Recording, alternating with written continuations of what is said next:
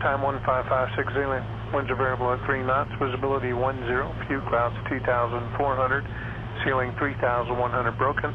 4,400 broken. Temperature 32, dew point 24. Altimeter 29908. Expect ILS approach. Runway 15 is in use. Notice to airmen runway 15 Pappies are out of service. Use caution for birds on entering Kissimmee Airport. Advise on this contact you. Have information Victor. Kissimmee Tower, there's 34 Juliet Kilo on RNAV 15. 734 Juliet Kilo, Kissimmee Tower, you're number 2 following Cessna traffic, about a mile and a half ahead of you, 600 feet. To give some context, this video is from my first ever RNAV approach during my instrument rating. This video is intended for anyone who wants to see, visualize, or understand this common mistake. Chasing the needle is a term that comes from instrument pilots reacting too abruptly to small changes in instruments.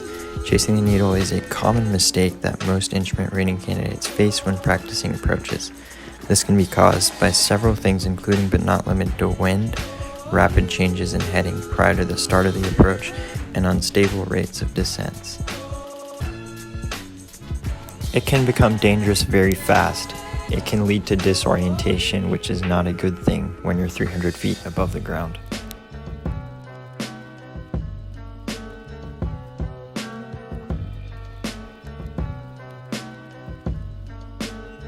If you look really closely now, you will notice that I just started turning.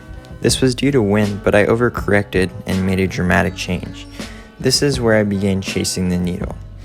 You will notice that I began oscillating the airplane to the left and right over the approach course. It got worse the more I did it and the closer I got to the runway. The best way to avoid this is to keep changes within 10 degrees of your desired heading, which is runway heading.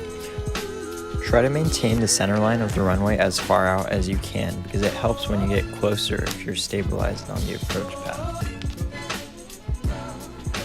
This was when I went visual on the approach, and as you can see I am way to the left of the desired approach path. This can be a serious safety issue in IMC conditions, and as you can see I had to make a pretty sharp right turn in order to get back on track to land.